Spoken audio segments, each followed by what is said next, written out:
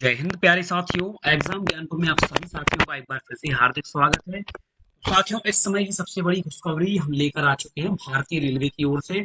तो जैसा कि साथियों हमने आपको पहले ही कुछ दिनों पहले वीडियो बनाकर बता दिया था कि भारतीय रेलवे की ओर से आरपीएफ और आरपीएसएफ में कांस्टेबल और एसआई के बहुत सारे पदों पर अलग अलग दो नोटिफिकेशन जारी किए जाने हैं, जिनकी शॉर्ट नोटिस में आपको पहले भी दिखा चुका हूं।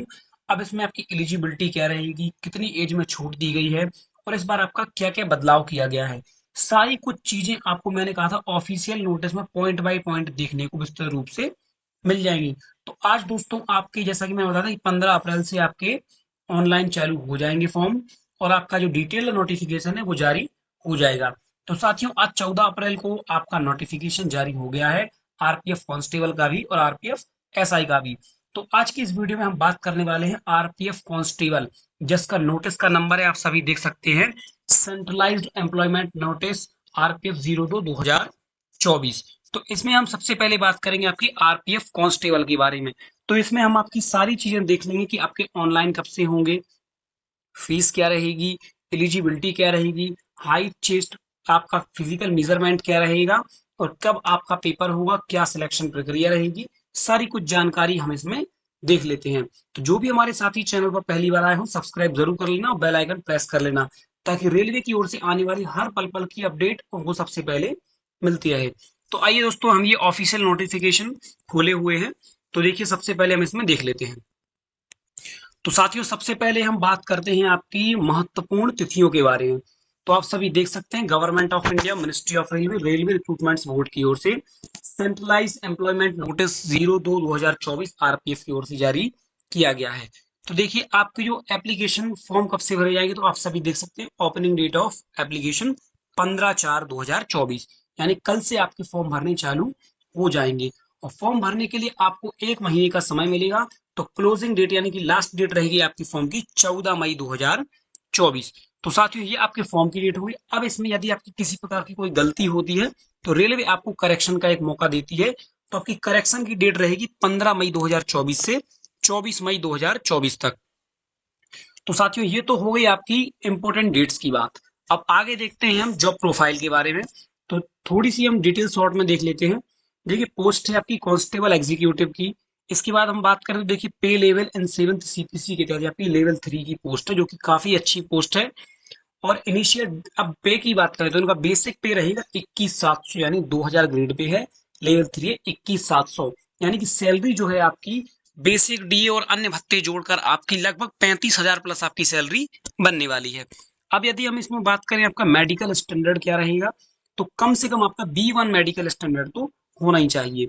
अब आप सोचेंगे कि B1 मेडिकल क्या होता है, तो मेडिकल की दोस्तों रेलवे में बहुत सारी कैटेगरियां होती हैं, A1, A2, A3, B1, B2, B3 और C1। तो ये सारी चीजें मैं आपको एक अलग से डिटेल वीडियो में बता दूंगा कि किस प्रकार से रेलवे में आपका मेडिकल होता है और किस प्रकार का स्टैंडर्ड आपको कब मिलता है। तो ये तो हो गई दोस्तों आपकी मेडिकल स्टैंडर्ड की बात। अब देखिए दोस्तों, अब हम बात करें आपकी एज रिलैक्सेशन की। तो 1 जुलाई 2024 को आपकी एज काउंट की जाएगी। मिनिमम एज आपकी होनी चाहिए 18 से 28 साल, कम से कम 18 और अधिकतम आपकी 28 साल। ये आपकी नॉर्मल जनरल कैंडिडेट्स के लिए है। तो ये टोटल पोस्ट की बात करें तो यहाँ पर 4208 पोस्ट रखी गई हैं। तो इसके अलावा हम बात करें, देखिए यहाँ पर 3 साल का एज रिलैक्सेशन कोरोना की वजह से सबको यहाँ पर दिया गया है, वरना इसकी जो एज काउंट है वो 18 से 25 होती थी। तो यहाँ पर 18 से 28 उन्होंने पहले ही कर दिया है। अब आगे देखते हैं, ओबीसी एससी एसटी को अपने अनुसार 5 साल की छूट उनको अलग से दी जाएगी। इसके अलावा दोस्तों देखते हैं हम आगे।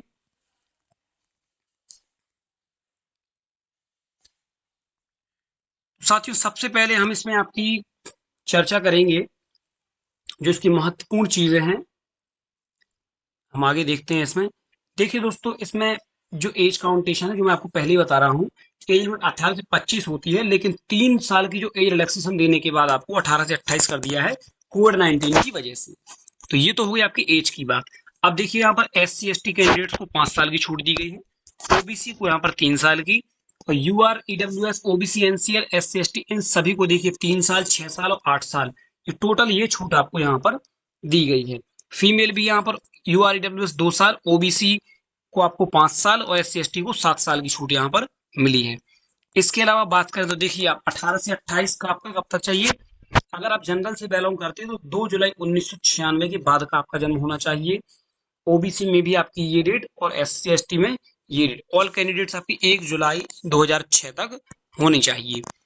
अब हम इसमें और एजुकेशन क्वालिफिकेशन की बात करें तो आप सभी यहाँ पर देख सकते हैं पैरा नंबर 6.0 में candidate have must the education qualification prescribed in the CE recognized board on the latest 14 May 2024 submission of online application.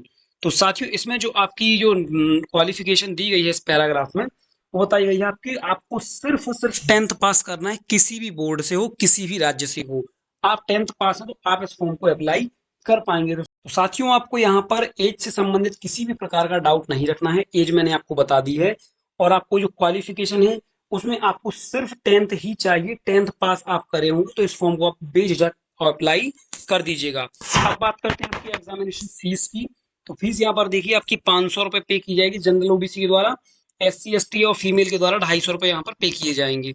इसके अलावा ईबीसी यानी कि जिनकी आय प्रमाण पत्र साल भर की अगर 50,000 से कम है तो वो यहाँ पर ईबीसी सिलेक्ट कर सकते हैं, उनके भी यहाँ पर 250 रुपए लगेंगे।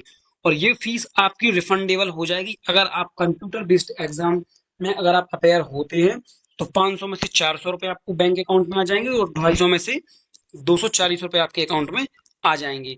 अब देखते हैं हम आगे इसमें और क्या चीजें दी गई हैं। तो साथियों पूरा डिटेल्ड ये आपका नोटिफिकेशन है, इसका अगर आपको पीडीएफ चाहिए तो हमारे टेलीग्राम ग्रुप में ये उपलब्ध है, जाइए और टेलीग्राम ग्रुप हमारा ज्वाइन कर लीजिए। रिक्रूटमेंट प्रोसेस देख लीजिए आप, सिलेक्शन की प्रक्रिया इसमें क्या बताई गई है। देखिए candidate should apply can online through on any official website of RRB. Multiple application by candidate will be lead rejection of all application on department। तो साथियों ने बताया कि आपको एक ही आरआरबी से और एक ही फॉर्म भरना है, एक से अधिक एप्लीकेशन यदि आप अप्लाई करते हैं तो लास्ट वाली आपकी मानी जाएगी, पहली की आपकी रिजेक्ट कर दी जाएंगी। तो देखिए साथियों सिलेक्शन का प्रोसेस आपके कितने चरणों में होगा वो आप सभी देख सकते हैं। देखिए पहला तो हो गया आपका अप्लाई, दूसरा होगा आपका कंप्यूटर बेस्ड टेस्ट यानी कि आपका ऑनलाइन एग्जाम होगा। यदि आप वो क्वालिफाई करते हैं तो फिर होगा आपका physical efficiency test, physical measurement test. तो इसमें आपकी दौड़ होगी, चेस्ट होगी, ऊंचाई लंबाई और लंबी ऊंची कूद भी आपकी होगी। मैं आपको वो अलग से बता दे रहा हूँ नीचे कि क्या क्या होगा। अगर आप इसको भी पास कर सकते हैं तो इसके बाद आपका होगा डॉक्यूमेंट वेरिफिकेशन, और डॉक्यूमेंट वेरिफिकेशन के बाद आपकी फाइनल मेरिट लगा दी जाएगी। फाइनल मेरिट के बाद आपको एसएमएस या ईमेल के माध्यम से आपको बता दिया जाएगा और फिर आपका मेडिकल करवा के आपकी ट्रेनिंग के लिए आपको भेज दिया जाएगा। देखिए जो आपका कंप्यूटर बेस्ड टेस्ट रहेगा ये आपका 10th बेस पर रहेगा, आपका मैट्रिक लेवल का एग्जाम रहेगा। इसमें यदि आप देखें तो 120 क्वेश्चन रहेंगे, 90 मिनट का आपको समय मिलेगा और प्रत्येक क्वेश्चन के लिए आपको 1 मार्क्स मिलेगा। और इसके अलावा हम बात करें आपकी नेगेटिव मार्किंग की, तो देखिए यहाँ पर लिखा there shall be negative marking 1/3 mark for each wrong answer, यानी 1/3 की आपकी माइनस मार्किंग रहेगी 3। इसके अलावा हम यहाँ पर एक चीज और देखेंगे कि यदि आप कितनी मिनिमम परसेंटेज आपको लाना होगा तभी आप पास माने जाएंगे। यूआर ईडब्ल्यूएस ओबीसी से आप हैं तो आपको 35% और एससी एसटी हैं तो 30% मार्क्स आपको लाना अनिवार्य है। यदि इससे कम आपके मार्क्स आते हैं तो आपको पास नहीं माना जाएगा। इसके बाद हम बात करें आपकी, देखिए सिलेबस ऑफ सीबीटी।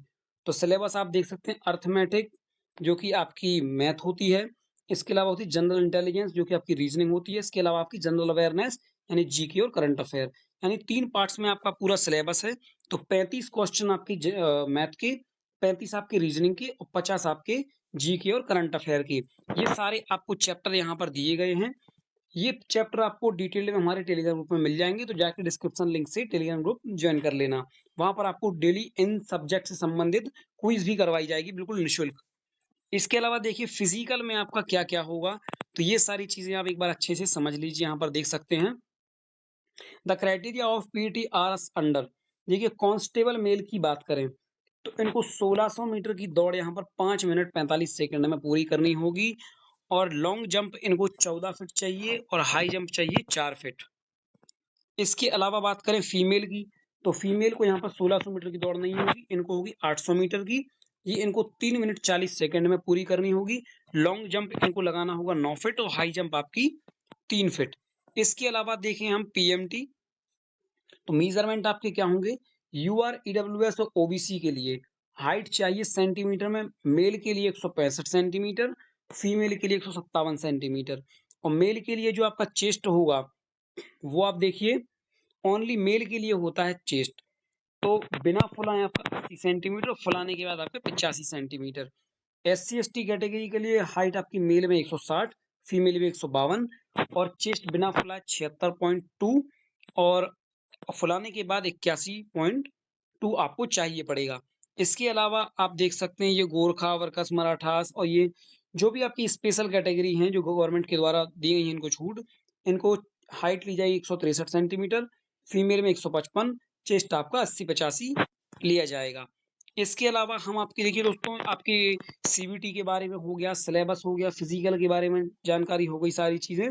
तो ये आपका पूरा सिलेक्शन प्रोसेस हो गया। इसके बाद आपका डॉक्यूमेंट वेरिफिकेशन यहाँ पर होगा। तो डॉक्यूमेंट वेरिफिकेशन में कुछ नहीं दोस्तों, आपकी देखिए यहाँ पर वो भी चीजें बताई गई कि आपको क्या क्या लगेगा, तो वो आप देख सकते हैं। डॉक्यूमेंट वेरिफिकेशन में आपकी 10th की मार्कशीट लगेगी और आपकी कास्ट सर्टिफिकेट होगा, और यदि आप कहीं जॉब करते हैं तो वो डिस्चार्ज सर्टिफिकेट होगा, आपका सेल्फ अटेस्टेड कलर फोटोग्राफ होंगे और निवास प्रमाण पत्र, आधार कार्ड, पैन कार्ड। दोस्तों यही सब लगता है नॉर्मल चीजें, तो आपका डॉक्यूमेंट वेरिफिकेशन बिल्कुल आसानी से हो जाता है, कोई समस्या इसमें आपको नहीं आने वाली है। तो साथियों कल इसका जो फॉर्म होगा वो आपको अप्लाई कर देना है, कल से आपके चालू हो जाएंगे। ये सारी आरआरबी की आपकी देखिए यहाँ पर वेबसाइट दी गई है, तो आप किसी भी जोन से आवेदन करना चाहते हैं तो उससे आप अपना ऑनलाइन आवेदन कर सकते हैं। आप अपनी आरआरबी में आपका नोटिफिकेशन में देख सकते हैं कि आपकी इसमें कितनी वैकेंसी है, जनरल, ओबीसी, एससी एसटी के लिए सारी चीजें देखिए इसमें। ये चीज मैं आपको ऊपर बता चुका हूँ। ये आपकी लेवल 3 की है, बेसिक रहेगा आपका, मेडिकल स्टैंडर्ड और 10th पास आपकी ये वैकेंसी रहने वाली है। तो पूरी डिटेल्ड मैंने आपको बता दी है। देखिए आपकी अगर कैटेगरी वाइज वैकेंसी देखें तो यूआर के लिए आपकी 1450, एससी के लिए 536, एसटी के लिए 268, ओबीसी को 966, ईडब्ल्यूएस को 357 और टोटल आपकी 3570 ये मेल के लिए हैं दोस्तों। यदि बात करें फीमेल के लिए तो फीमेल के लिए भी यहाँ पर बटी हुई है, यहाँ पर 3570 मेल के लिए और 420 आपकी फीमेल के लिए कैटेगरी वाइज ये दी गई हैं। तो ये आपकी वैकेंसी का आपका डिस्ट्रीब्यूशन भी हो गया। ये आपका पूरा नोटिफिकेशन है, यहाँ पर नीचे आपके फॉर्मेट दिए गए हैं जो आपके डॉक्यूमेंट बनने हैं ओबीसी, एससी, एसटी, डब्ल्यूएस के। तो साथियों ये थी सारी चीजें, पूरी अपडेट जल्द ही मिलती है अगली वीडियो के साथ। आपको पूरी सिलेक्शन की क्या आपकी स्ट्रेटजी रहना चाहिए, कौन सी बुक्स लेना चाहिए, कब आपका एग्जाम होगा, सारी चीजें आपको जल्द ही हमारे द्वारा अपडेट किया जाएगा। तो वीडियो के साथ बने रहने के लिए आप सभी का बहुत बहुत धन्यवाद। डिस्क्रिप्शन में दिए हुए लिंक से टेलीग्राम ग्रुप को ज्वाइन कर लेना और वीडियो पसंद आए तो दोस्तों लाइक कर देना और चैनल को सब्सक्राइब कर लेना।